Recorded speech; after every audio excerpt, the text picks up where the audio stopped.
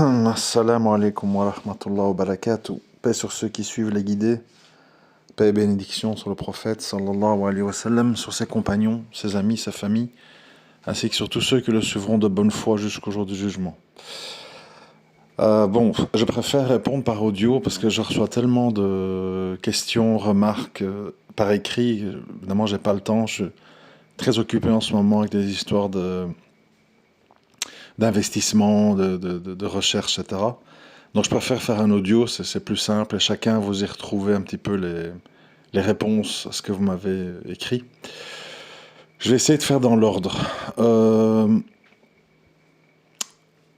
L'un d'entre vous m'a parlé d'un ancien audio, très ancien, date d'il y a pas mal de temps, où en gros il avait compris que je disais que les pervers et les perverses narcissiques ne seraient pas jugés, que la plume était levée sur eux. Alors je ne sais pas si je l'ai dit comme ça, mais si je l'ai dit comme ça, c'est pas ce que j'ai voulu exprimer. Donc je vais corriger, afin d'être mieux compris. Je conçois, hein, c'est normal parfois dans des audios de 40 minutes, soit moi je peux fourcher, ou soit vous avez peut-être mal compris, l'un ou l'autre. De toute façon, c'est pas grave, hein, autant s'expliquer. Donc je dis que je fais une différence, on doit faire une différence entre les gens qui sont quelque part, comme me disait le frère, des gens possédés ou démoniaques, soldats d'Iblis, donc des gens mauvais, qui font des choix basés sur le mal, qui veulent le mal, qui réalisent qu'ils font le mal, qui jouissent du mal, etc., etc. Ça, c'est une chose. Et ces gens-là, oui, ils seront jugés. Moi, en fait, je voulais évoquer des gens, et je suppose que vous en connaissez autour de vous. Moi, j'en connais. Des gens, en fait, qui peuvent sembler, a priori comme ça, égoïstes, mauvais, bizarres, etc. Et en fait, ce sont des gens qui sont médicalement atteints. C'est-à-dire qui ont des pathologies soit physiques, soit psychologiques, avérées, qui font que on réalise, quand on parle avec eux, mais c'est pas moi qui ai inventé ça, hein, je veux dire, c'est des choses connues. Il y a des gens, par exemple, qui ont des déficits graves en sérotonine, en dopamine, qui ont parfois un fonctionnement cérébral sociopathique. Bon, je ne veux pas rentrer dans les détails, parce qu'on n'en sort plus sinon. Où manifestement, en fait, c'est des gens, ils n'aiment pas leur situation, ils pleurent, ils se détestent, ils sont dépressifs, etc. Mais ils sont dans l'incapacité d'être autre chose que ce qu'ils sont. Je ne parle pas de gens, parce qu'il y a toute une variation dans tout ça, hein. Ça va du sociopathe au psychopathe, au tueur en série, en passant par la personne un peu... vous savez, la folie, il y a la folie douce, il y a la folie tout court, il y a la folie dure, il y a toutes sortes de folies. Et donc je dis, il faut faire attention, ce que j'ai voulu dire sans doute, il faut faire attention de ne pas sous-estimer des gens, je répète que j'en connais, qui essayent de bien faire. Ils se battent, quoi. Ils essayent de prier, s'ils ont des tendances, je sais pas, à ça ou à ça, à voler, à tuer, enfin bref, tout ce que vous pouvez imaginer, eh bien ils combattent ça, et ils n'aiment pas ça. Mais ils sont comme ça. Mais ils se battent pour voilà, leur prière, leur ramadan, essayer de faire de leur mieux, quoi. Mais ils ont des pathologies qui font que, pour parler concrètement, parce que bon, il y a des gens, je répète, et vous devez certainement connaître, je m'excuse de me répéter, qui ont un déficit manifeste d'empathie et de compassion. Je prends un exemple. Mais je prends pas l'exemple de le personnage en son entièreté, parce que je le connais pas, évidemment. On parle d'Hitler. Hitler, quelqu'un qui pouvait voilà, envoyer des milliers de gens dans des camps de concentration, etc. Où il pouvait envoyer plein de soldats allemands au casse-pipe en Russie, dans le froid, pour faire une guerre perdue d'avance contre les Russes, en sachant qu'ils allaient tous mourir, sans remords et sans regret. Et à côté de ça, s'il voyait son chien mourant ou un oiseau blessé, il pouvait commencer à pleurer et avoir de l'empathie. C'est-à-dire qu'il y a des gens qui ont une empathie qui est dirigée vers certaines choses et pas vers d'autres. C'est très difficile à expliquer avec des mots. C'est très, c'est très étrange. Mais c'est comme ça existe. Ça existe. Il y a des gens qui peuvent se rendre malades avec Gaza, tout ce qui s'y passe, et puis avec des proches, être très froid, en fait, très indifférent. C'est difficile à expliquer. Et on voit, en fait, ce que j'ai voulu dire, c'est qu'on voit qu'il y a des gens qui subissent. Ils subissent ils subissent ce qu'ils sont, en fait. Ils s'aiment pas, ils veulent pas, ils sont pas fiers, en fait, de ce qu'ils sont. Mais ils sont comme ça. Et donc j'ai dit peut-être, qui suis-je? J'ai dit peut-être ces gens-là qui subissent, peut-être ils seront pas jugés. Je sais pas. Je dis ça aussi pour donner de l'espoir, parce que bon, entre les mécréants, les apostats, les innovateurs, les machins, les traîtres, les escrocs, bon, on aimerait quand même qu'il y ait des gens qui soient au paradis, qui soient pardonnés. Sinon ça fait un peu, ça devient beaucoup. Donc c'est un petit peu ça que... Alors bien sûr, après, il y a les agents du mal, il y a des gens qui font le mal, qui jouissent du mal, qui réalisent le mal. Mais c'est pas tout le monde. Il y a des gens, ils réalisent pas. Il y a vraiment des gens qui réalisent pas. Ils font des choses et puis ils disent... tu dis, mais tu réalises ce que t'as fait? Oui, mais quoi? Qu'est-ce qu'il y a? Il y a des gens comme ça. Et c'est vraiment un vrai qu'est-ce qu'il y a. Quoi? Qu'est-ce que j'ai fait de mal? Ils comprennent pas, en fait. Ils comprennent pas. On voit ça même dans les enfants. Hein. Moi, j'ai des enfants. On voit que dès l'enfance, même éducation, même parents, même gènes, il y a des différences dans ces choses-là. Il y a des enfants plus sensibles, plus profonds, plus que d'autres. Il y a d'autres enfants très taquins. Il y a d'autres enfants qui font des choses graves, ils donnent des coups à leurs frères, ils les blessent presque. Et puis tu dis, mais tu réalises ce que tu as fait? Tu vois qu'ils ne réalisent pas, en fait. Donc c'est des choses qui remontent à loin, en fait. Mais bon, je ne vais pas répéter, on est déjà à 8 minutes, donc on va essayer d'avancer. Hein. Donc voilà, en gros l'idée que je voulais dire. Et je dis ça aussi pour nous aider, pour aider ceux qui subissent ces gens à leur pardonner. Parce que si vous vous dites que certains d'entre eux subissent ce qu'ils sont, que c'est pas leur faute, ça peut vous aider à les pardonner. C'est aussi ça le but pour lequel j'avais parlé de ça. Parce que sinon on est là, mon père, ma mère, ma soeur, mon frère, aussi, on m'a fait ça, mon prof. Ouais mais attends, voilà, tu connais pas le vécu, tu connais pas l'historique, tu connais pas le passé. C'est pas toujours avec des mauvaises intentions. C'est pas toujours avec des mauvaises intentions. Parfois oui, parfois non.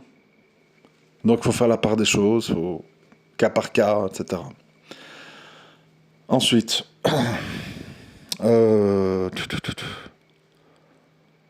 ne sais plus, parce que j'avais lu en vitesse. Concernant l'histoire des j'arrive pas à retenir le nom, c'est terrible. Épinaille, je sais plus. Voilà. Enfin bref, la sœur de TikTok, dont j'avais parlé là, et puis Ménel et tout ça. Il y a beaucoup de gens, ouais mais non, mais en fait... Enfin, ils mettent tout dans le même sac. De nouveau, moi je trouve ça regrettable, parce que c'est de la paresse intellectuelle, franchement. Le problème qu'on a, le problème qu'on a, nous les êtres humains, c'est qu'on s'arrête beaucoup aux impressions et pas au fond. Ça, c'est un grave problème, en fait. C'est-à-dire, si un prédicateur noir dit quelque chose, on va l'entendre d'une certaine façon. Si un prédicateur arabe devant une bibliothèque et un kéfier dit quelque chose, on va le ressentir d'une autre façon. Si un converti qui n'a pas de taskia, etc., dit quelque chose, on va le prendre encore sous un autre angle. Et finalement, parfois, le même message provenant de deux personnes qui ont une apparence ou un cursus très différent vont être acceptés de façon différente. C'est malheureusement comme ça. Ça, c'est l'humain. C'est l'humain. Je vous ai déjà donné des exemples dans le passé, notamment avec les voitures. Seat, Skoda, Volkswagen, c'est les Audi. C'est les mêmes pièces, c'est les mêmes moteurs, c'est les mêmes boîtes de vitesse, avec des petites différences d'assemblage, d'usine, de petites. Mais les prix sont très différents. Seat sera le moins cher, et puis Skoda, et puis Volkswagen, et puis Audi. Et justement, les spécialistes en marketing, ils jouent sur l'impression. Les gens, ils voient 4 anneaux, ils entendent une porte qui se ferme d'une certaine façon. Ils payent 5, 6, 7 000 euros de plus pour ça. Bon, tout ça pour dire que voilà, l'humain, je le dis à longueur d'audio, n'est pas rationnel. Et donc, effectivement, ce que beaucoup d'entre vous n'ont pas compris, dans le cas de cette sœur-là, c'est que il s'arrête en fait à des choses qu'il n'aime pas. Voilà. Alors, en général, qu'est-ce qu'un homme n'aime pas ? Il n'aime pas une femme qui s'exprime autrement qu'à faire la bébête. Hi hi hi, ha ha ha, mon frère, ah oui, t'as raison. Bon, ça, ils aiment bien, tu vois. Ah, mashallah, tu peux m'expliquer le tawhid. Bon, ça, ils vont aimer parce qu'ils se sentent valorisés, ils se sentent importants, ils se sentent professeurs. Donc ça, ils aiment bien. Mais moi, quand je dis qu'une femme s'exprime, c'est qu'une femme dit des choses intelligentes, des choses vraies, profondes, etc. Déjà ça, l'homme n'aime pas, en général. Il se sent rabaissé, il se sent mis en concurrence, enfin, il y a plein de raisons. 2, l'homme n'aime pas entendre des critiques. Parce que justement, lui, il en a envers la gente féminine, et beaucoup de frères, malheureusement, parce que c'est une erreur, se trompent quand il désigne la femme comme unique source de tous les problèmes. C'est très simplificateur, c'est très faux, et ça cause beaucoup de dégâts, parce que mettez-vous à la place d'une femme, si vous le répétez toute la journée, ah, le prophète, sallam, il a dit qu'il a vu l'enfer, il y avait beaucoup de femmes, ça devient en fait un espèce d'objet de chantage. Et on oublie de dire tout ce que le prophète sallam a dit aux hommes par rapport aux femmes. C'est des côtes recourbées, si tu veux les replier de force, elles cassent. Le meilleur d'entre vous, c'est le meilleur avec ses femmes. Un jour, je voulais me plaindre de ma femme chez Omar ibn Khattab, j'étais arrivé à sa porte, j'ai entendu tellement d'horreurs et de propos durs que je suis retourné sur mes pas, j'avais honte de me plaindre, etc., etc., etc. Ça, on met ça sous silence et on met juste en avant, s'il ne me donne pas mes droits, les anges la maudissent, et l'enfer, on a vu beaucoup de femmes. Point. De nouveau, c'est indigne d'un musulman de ne pas reprendre l'ensemble des informations qu'il y a sur un sujet. Femme, c'est flou. Femme musulmane, femme mécréante, femme qui reste éternellement en enfer, femme qui passe par l'enfer, etc., etc. Bon. Donc, tout ça pour dire que moi, j'essaye justement, quand j'écoute les gens, d'effacer, de déliter tout ce qui est superficiel.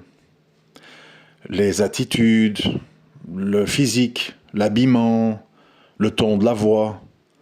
Pourquoi ? Parce que il est clair, cette fille, dont je ne retiens pas le nom, c'est clair qu'elle a été élevée en cité, ça s'entend. Et on voit qu'elle a écouté du rap quand elle était jeune, qu'elle a beaucoup fréquenté de garçons. Ça se voit, c'est clair. Mais est-ce que ça veut dire que parce qu'elle a eu cette jeunesse, tout ce qu'elle dit est faux et inintéressant? Ben non, ce serait stupide de dire ça. On n'est pas responsable de l'environnement dans lequel nos parents nous ont mis. Moi, peut-être que je parle comme je parle, parce que, voilà, mes grands-parents m'ont emmené dans beaucoup de musées, ils m'ont appris beaucoup de choses. J'étais dans un collège, à l'internat, un peu huppé, où il y avait des gens d'un certain niveau social. Voilà. J'aurais été dans des bas quartiers, etc. Je me serais exprimé avec plus de difficultés, avec moins de vocabulaire, avec plus de vulgarité, etc. Donc bon, moi je mets ça de côté. Je mets ça de côté parce que pour moi c'est pas le plus important. Ensuite, on a quand même une personne qui remet pas du tout en question son appartenance à l'islam, qui est voilée, qui dit simplement, voilà, moi en tant que musulmane, je veux prévenir les autres femmes musulmanes de certaines choses qui se passent ou qui se disent sur les réseaux, autour de moi, etc., qui est islamiquement inacceptable pour une femme. Et nous, on trouve ça scandaleux.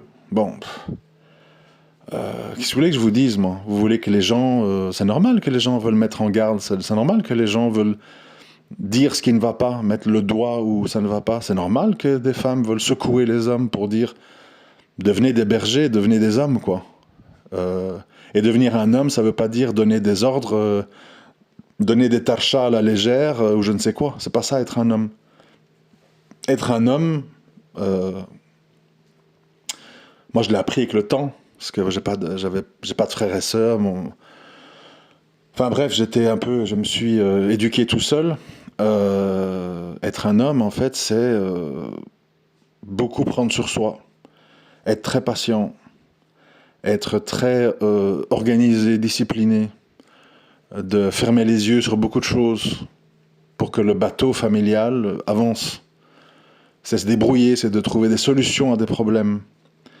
C'est de rassurer, de stabiliser, de sécuriser. N'importe quel homme, même le plus beau, le plus musclé qui soit, parce que les frères ils croient que c'est ça, je vais aller à la salle, je vais me faire des abdos, je sais pas quoi. N'importe quel homme, écoutez bien ce conseil, n'importe quel homme, aussi beau et musclé qu'il soit, athlétique, machin truc, si il met une femme en situation d'insécurité, elle va le détester. Retenez bien ça. Ça veut dire quoi mettre en insécurité? Ça veut dire tout le temps, c'est la fin des temps, faut qu'on parte, j'ai pas d'argent, mais on verra bien, fils Abilillah, les enfants, comment on va faire, aïe aïe aïe, j'ai reçu une facture de rappel d'électricité, on doit 1 000 €, comment on va faire? Si vous êtes comme ça, n'importe quelle femme au monde va vous détester. Je vous le dis, hein, clair, net et précis. Donc un homme, c'est calme, un homme, c'est organisé, et un homme, ça transmet pas les choses anxiogènes à sa femme. Ça présente les choses sous un aspect rassurant. Voilà, si on déménage en tel pays, il y aura tel avantage, il y aura telle solution pour les enfants, je pense m'y prendre comme ça pour qu'on ait des revenus.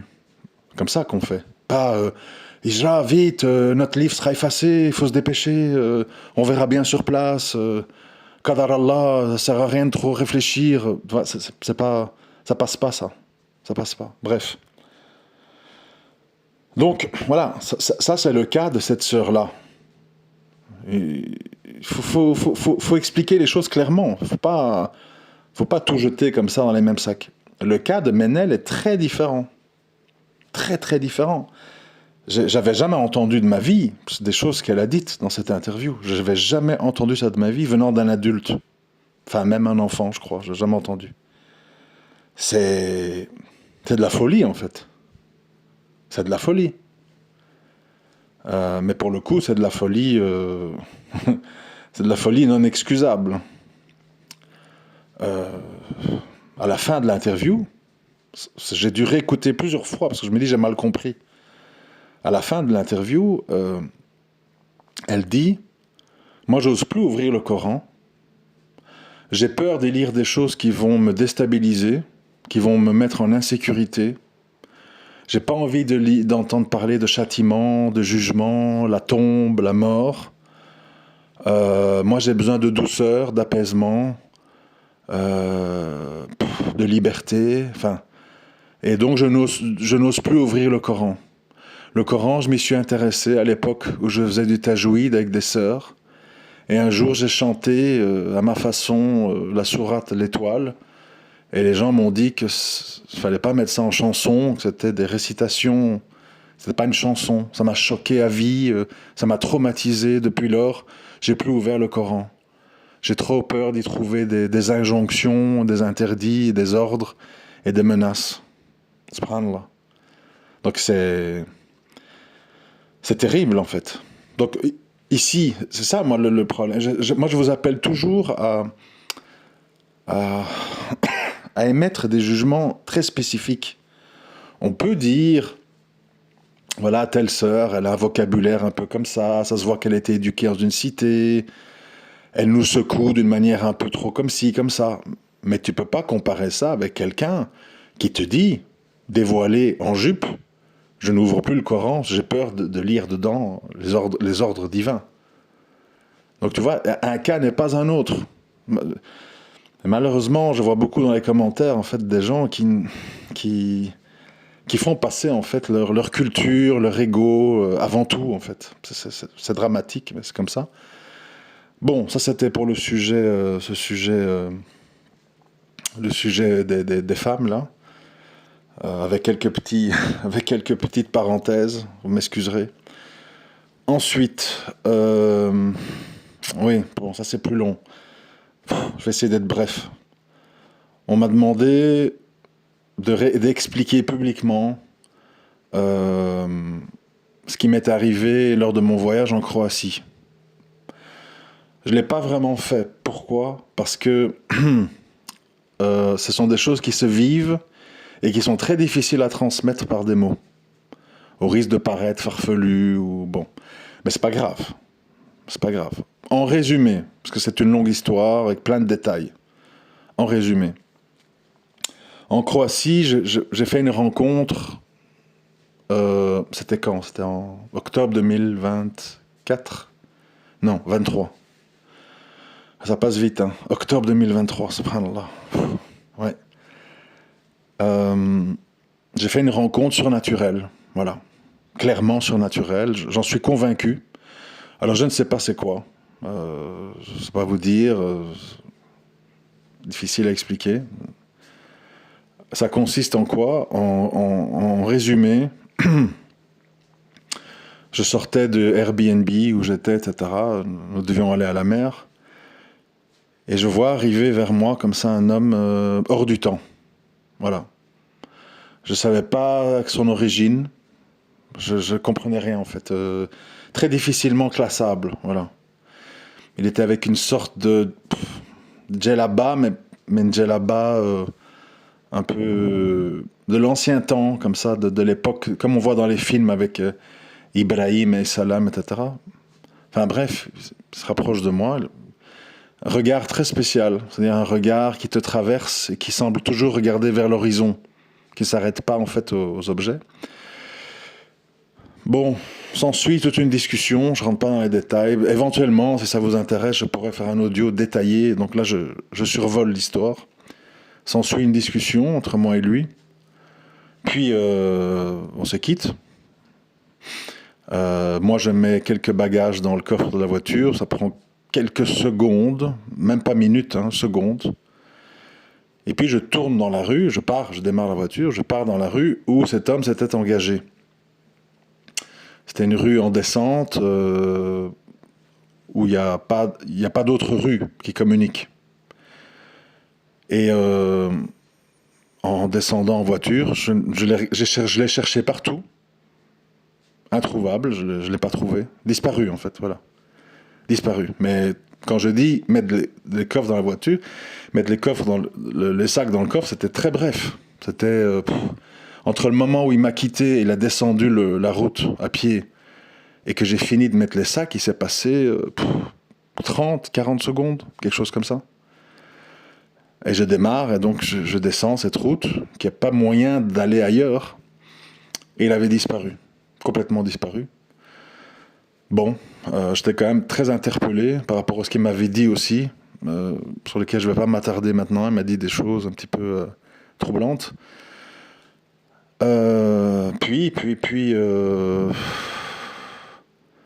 je pense que... Comment ça s'est passé?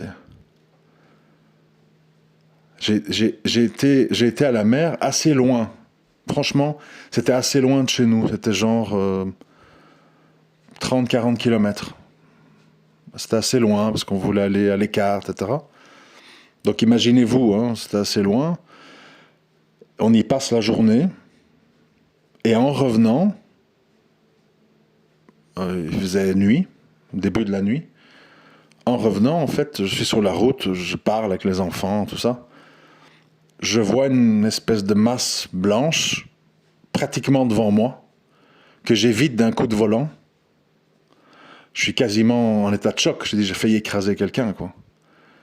Je m'arrête, je retourne sur mes pas, et je vois que c'est ce monsieur, cet homme, enfin ce frère, hein, c'est un musulman. Je dis, mais qu'est-ce que vous faites ici? Qu'est-ce qui se passe? Mais il dit, ah ben comme je vous ai dit plus tôt, je vais vers la Mecque à pied. On est en Croatie, hein, imaginez-vous. Hein. J'ai dit, mais vous allez vous faire écraser, j'ai failli vous écraser. Il dit, non, non, ça va, Allah me protège. Puis arrive une voiture de police qui lui demande qu'est-ce qu'il fait là, lui demande ses papiers. Ils allaient embarquer. J'ai dit, non, non, écoutez, je le connais, laissez-moi, je vais m'en charger, je vais le ramener là où il doit être. Parce qu'il disait qu'il ne pouvait pas rester sur la route et tout. Enfin bref, je rassure les policiers, ils partent. Et puis je dis à ce monsieur, je dis, bon, je peux te déposer quelque part, ne dois pas rester sur la route. Ah non, non, moi j'ai fait l'engagement devant Allah que j'allais de chez moi, donc il venait d'Allemagne d'après lui, j'allais de chez moi à la Mecque à pied. Il avait un petit baluchon, c'est tout. Donc moi je sais pas, j'ai dit à ma femme, donne-moi un peu un sac de courses. Je lui ai donné un peu des courses, il y avait, je sais pas, des bananes, des biscuits qu'on avait achetés pour nous. J'ai dit, prends ça au moins, ça il a accepté. Et j'ai dit, bon, je peux te déposer? Il dit, non, non, je dois faire tout ce chemin à pied. Je le fais. Alors après j'ai réfléchi, j'ai dit, attends, comment je le croise le matin, enfin fin de matinée chez moi, à pied, et il dit qu'il prend pas de voiture, puis il disparaît, et le soir je le retrouve à 40 kilomètres de chez moi, à pied, au milieu de la route, j'ai failli l'écraser. En gros, c'est ça l'histoire, quoi. Bon, après, ce qui fait que je pense que c'est surnaturel, c'est ce qu'il s'est dit, en fait. Il a dit des choses très troublantes. Voilà, bon. Et voilà l'histoire. Enfin, on m'a demandé de la raconter. En gros, c'est ça. Maintenant, je sais que quand on explique ça comme ça paraît banal, ça paraît, ouais, c'est le hasard. Quand on le vit, on sait que c'est pas le hasard, en fait. On sait que c'est quelque chose de très étrange. Moi, je l'ai vécu, voilà. Mais après, à chacun de voir ce qu'il en pense. C'est pas important pour moi, de toute façon. C'est pour ça que j'en ai pas parlé. On m'a demandé de résumer l'histoire, voilà, je l'ai fait, mais je vous passe beaucoup de détails qui font que, pour moi, c'est surnaturel ce qui s'est passé. D'ailleurs, je ne sais pas, il faudrait calculer, en marchant toute une journée, ce qu'on fait 40 km sans prendre de voiture, je ne sais pas. On marche à 5 km heure, donc, ouais, peut-être. C'est 8 fois 5, 40 km, c'est possible. Alors, c'est un sacré marcheur. Et je vous dis, le temps de prendre ma voiture et de descendre la petite route à cet endroit-là, aucun moyen de se cacher, de tourner à gauche ou à droite, complètement disparu. Disparu. Et quand je l'ai revu là sur le bord de la route que j'ai failli l'écraser, il n'avait pas du tout l'air fatigué ou qu'il avait passé la journée. Son camis, il y avait un autre camis, tout blanc. Plutôt il était beige. Enfin, voilà. Voilà l'histoire, subhanallah. C'est comme ça. Bref. Bon, on est déjà à 30 minutes. Donc je crois que j'ai plus ou moins survolé ce qui m'avait été demandé. Pour conclure, bon, euh, on me le reproche, mais c'est pas grave, parce qu'en fait, je m'en fous des reproches. Ce qui compte pour moi, c'est les nécessiteux. Donc, moi, j'aimerais que vous enseigniez quelque chose qui m'est arrivé à moi, et je vous le souhaite à vous. J'avais eu toutes sortes de problèmes financiers, des dettes, des pertes d'argent, enfin, bon, plein d'histoires. Et à un moment donné, je me suis dit, bon, foutu pour foutu, j'arrête de me battre, j'arrête de me rendre malade. Je commençais à faire des dons, aider des gens, quoi. 300 euros par-ci, 400 euros par-là, une facture par-ci. Bon, je commençais à faire des dons. Je me suis dit, bon, allez, ça suffit.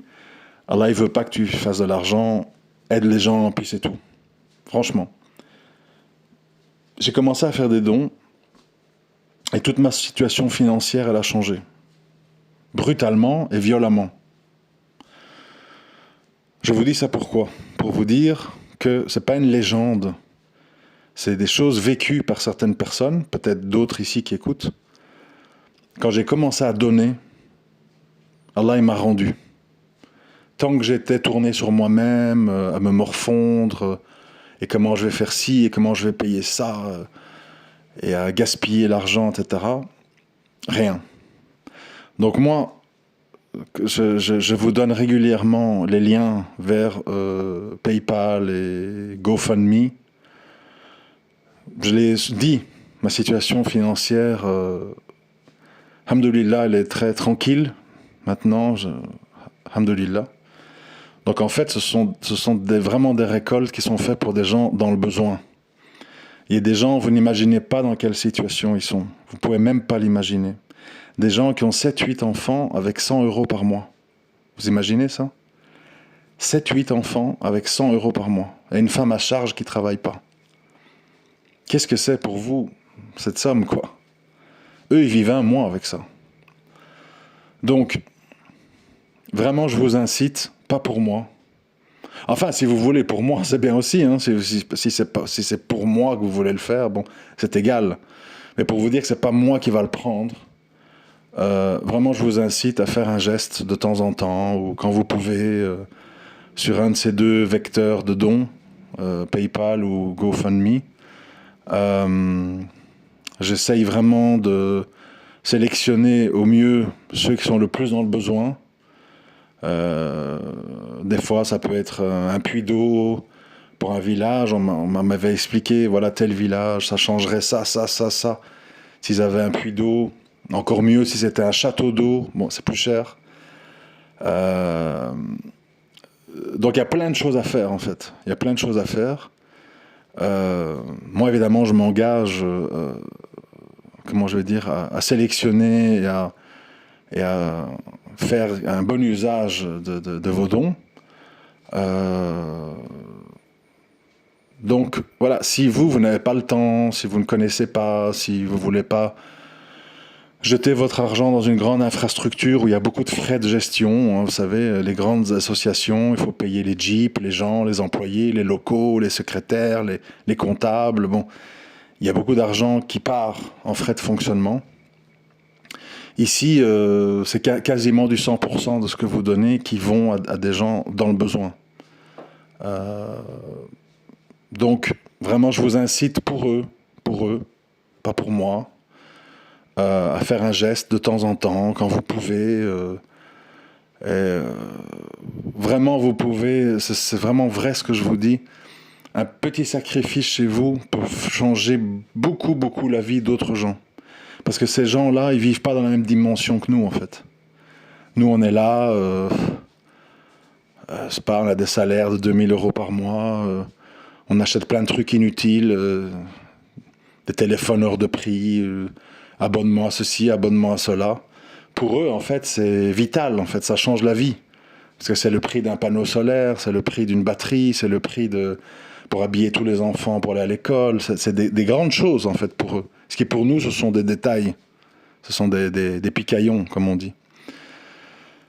Donc voilà, je voulais quand même conclure en parlant d'eux, parce que Je sais qu'il y a beaucoup d'entre vous qui ont des moyens. Alhamdoulilah, moi je souhaite une communauté le plus riche possible.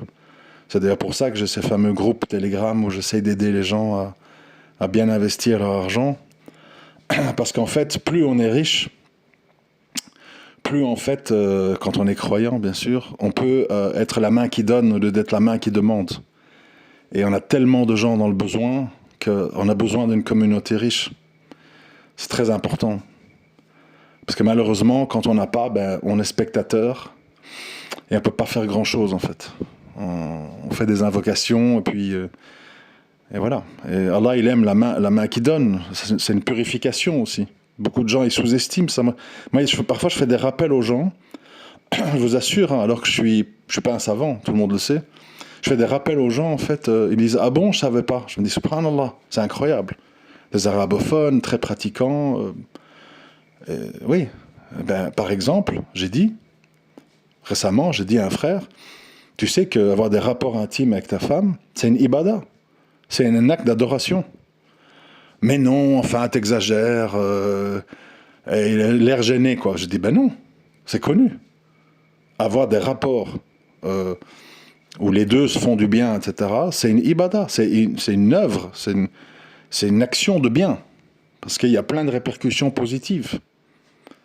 Quand je dis les sadakas, ça purifie des péchés, le prophète sallam, il a conseillé aux femmes de faire beaucoup de sadakas pour effacer leurs péchés, leurs calomnies, leurs trucs, les choses pas bien qu'elles font.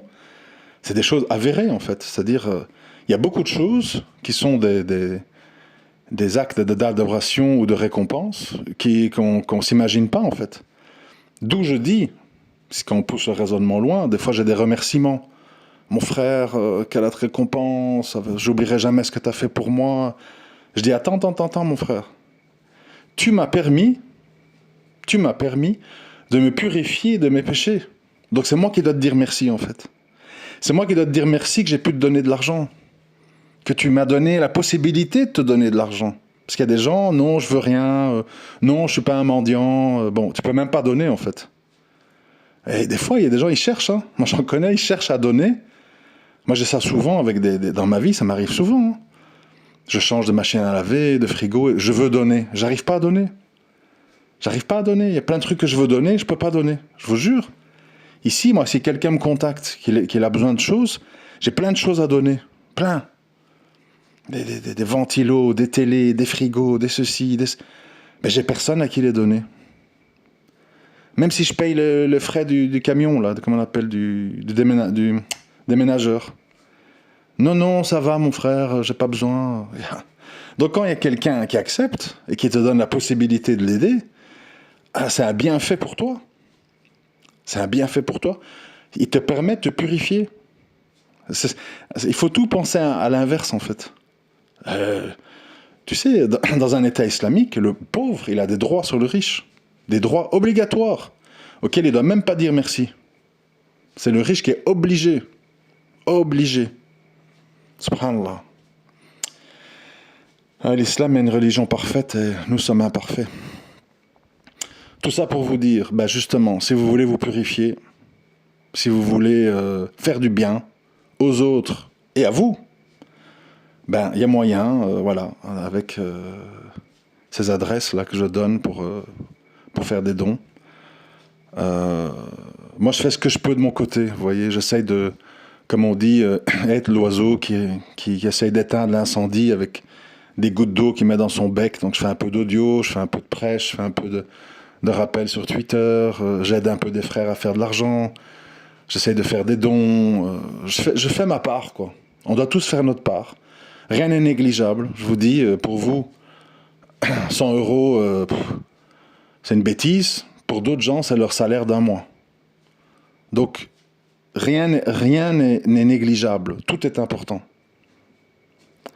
Voilà. Et s'il vous plaît, si vous pouvez transmettre, c'est important. Transmettez à d'autres gens qui n'écoutent pas les audios, qui n'ont pas le temps. Transmettez-leur. Voilà, ça existe, il y a moyen d'aider des gens à travers telle adresse, tel frère de confiance, etc., etc. Si vous dites rien, c'est compliqué pour les gens de savoir. C'est comme les audios. Quand vous trouvez qu'un audio, il est bien, qu'il vous a appris des trucs, ne le gardez pas pour vous. Transmettez-le. Les vues, on s'en fout. Vous avez déjà vu le nombre de vues. Qu'est-ce qui marche? Aïcha Mounir, 20 000. Et Menel, allez, 6 000 en une journée. Vous avez vu comment sont les gens. Les vues, on s'en fout. Ce qui compte, c'est le sabab de passer l'information au plus grand nombre. Si on la pense pertinente. C'est normal. On ne garde pas un truc pour soi, comme ça, en disant, voilà, c'est bien pour moi, tant pis pour les autres qui ne l'entendent pas. Les autres sont peut-être pas sur le net, ils n'ont pas le temps, ils travaillent. Ou faites-leur un résumé, je sais pas. Ouais, mais c'est important tout ça. Je vous remercie de m'avoir écouté. Assalamu alaikum wa rahmatullahi wa barakatuh.